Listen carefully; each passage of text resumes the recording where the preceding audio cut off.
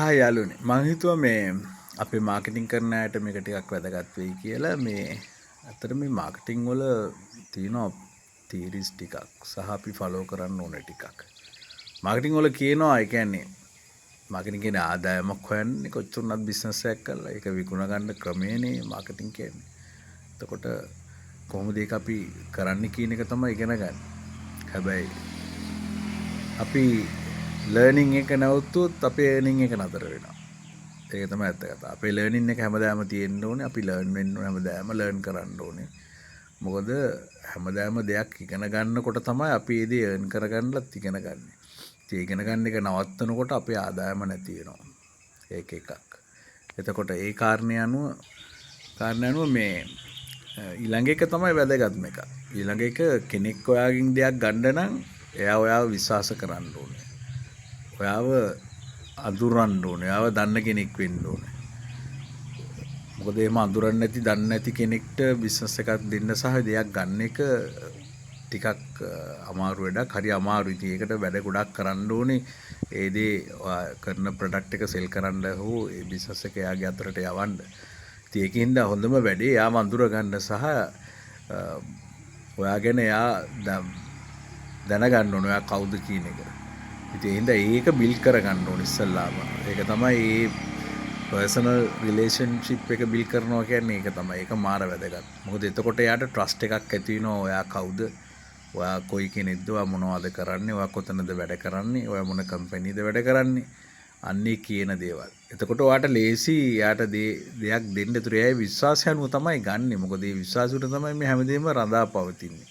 ඕනම දෙයක් අපි හිතමු හොඳ ප්‍රොඩක්ට් එකක් කියලා වැඩි ඕන Apple ප්‍රොඩක්ට් එකක් කියන්නේ අපි Apple ෆෝන් එකක් ගන්න කම්පැනි තියෙන ඒ බ්‍රෑන්ඩ් එක සහ ඒගොල්ලන්ගේ තියෙන ඒගොල්ලන් හොඳ මාකට් එකක් හදාගෙන තියෙන ඒගොල්ලන්ගේ ක්වොලිටි එක හොඳ ඒකට ගන්නවා. ඉතින් ඒ වගේ තමයි මේ මිනිස්සු ඒකට දැන් පුරුදු වෙලානේ.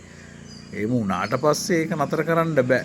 ඒ වගේ තමයි ඉතින් තමන් කවුද තමන් කොයි වගේද කොයි වගේ කෙනෙක්ද කියන එක වුණත් තමන් දැනගන්න ඕනේ.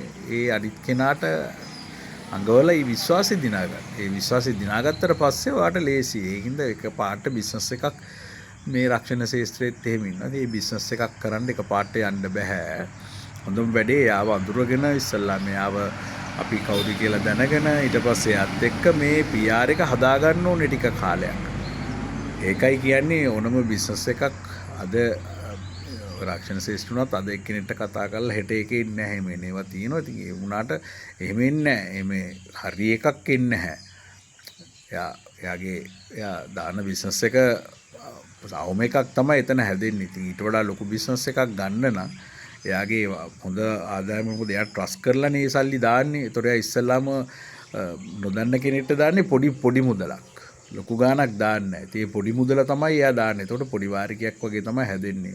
එයා ඊට පස්සේ බලන්නේ මේ තව ටිකක් මේක ලොකු කරනකොට සමහරට අපි කතා කරේ නැත්නම් අපි යාට ඒ පොඩි එකක් නේ අපිට දුන්නේ කියලා අපි ෆලෝ අප් කරන්නේ නැතුව අපි හිටියම සමහරට එයාට ඒක මදි හින්දා සමහරට වෙන කෙනෙක්ගෙන් එක හොඳ එකක් ගන්නලත් පුළුවන් මේක නවත්තලා. එතකොට මේක ලැප්ස් වෙනවා. එතකොට පර්සිස්ටන්සිස් වලට බලපානවා. ඕක තමයි ප්‍රශ්නේ. ඒකින්ද මූලිකව එයා ඔයාගෙන ට්‍රස්ට් කරපුවම තමයි එයාගේ ලොකු මුදලක් වුණත් මේකට දාන්න කැමති වෙන්නේ. එතකොට තමයි එයා මේකේ වාරිකයක් ලොකු වාරිකයක් වුණත් දානවා. ඒකින්ද ඒක හදාගන්න ඒකට කල් යනවා. ඒ හින්දා තමයි මේ ප්‍රොස්පෙක්ටිං හරියට කරන්න කියන්නේ කාලයක් තිස්සේ මේක කරන්න ඕනේ. ඒ හින්දා දැන් අද මේ මොහොතේ කරන බිස්නස් එක එන්න ඕනේ මාස 8කට 10කට විතර කලින් කරපු ප්‍රොස්පෙක්ටිං එකක් තමයි එන්න ඕනේ දැන් හරියට. එහෙම තමයි යන්නේ. ඒක තමයි ෆලෝ අප්ස් යන්නේ. ඒ හින්දා ඒක කරගන්න නම් දැන් ඉඳන්ම ඒ කට්ටිය හදාගන්න ඕනේ. ඒගොල්ලන්ගේ PR එක බිල් කරගන්න ඕනේ. ඒගොල්ලන්ට එක්ක නිතර මැසේජ් කරන්න ඕනේ. ඒගොල්ලන්ගේ මැසේජ් එකක් දාන්න ඕනේ. උදේ ඒගොල්ලන්ට සුබ පැතුමක් දාන්න ඕනේ. good morning කියලා ෆොටෝ එකක් දාන්න ඕනේ. ඔයා ඉන්නවා කියලා ටැංග වෙන්න ඕනේ. එතකොට ඒ බර්ත්ඩේස් වලට විශ් කරන්න ඕනේ. පවුලයාගේ විස්තර අරගෙන ඒ බර්ත්ඩේස් වලට විශ් කරන්න ඕනේ. එතකොට ඔයාගේ නොදැනුවත්ම ඔයා නොදැනන පුද්ගලෙක් වුණත් ওই දෙන්න අතර සම්බන්ධතාවයක් ඇති වෙලා. එතකොට එයා මේක බැහැ කියන්නේ නැහැ ගොඩක් වෙලාවට. ඒ කාලයක් ගියත් එයාට ID එකක් ආවොත් එයා ටක් ගාලා ඒක ගන්නවා. ඒක තමයි මේකේ වැදගත්. ඒ හින්දා ඒක පොඩ්ඩක් කරන්න සහ ඉගෙන ගන්න එක අමතක කරන්න එපා.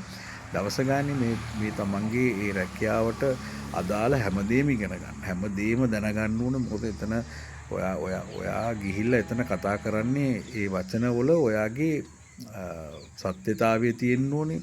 ඔයා කරුණු දැනගෙන කතා කරන්න ඕනේ. කරුණු නොදැන කතා කරපුවාමත් ප්‍රශ්නයක් වෙනවා. මොකද දැන්ට ඉන්න ගොඩාක් කස්ටමර්ස්ලා සහ ගොඩාක් මිනිස්සු ජනගහනේ ගොඩාක් බුද්ධිමත්.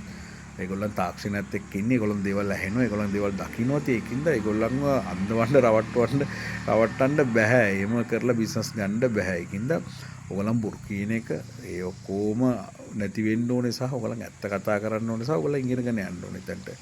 ඒකින්ද මේ එහෙම කරන්න මම හිතන්නේ ජයග්‍රහණය ලබන්න පුළුවන්. සුබ දවසක්.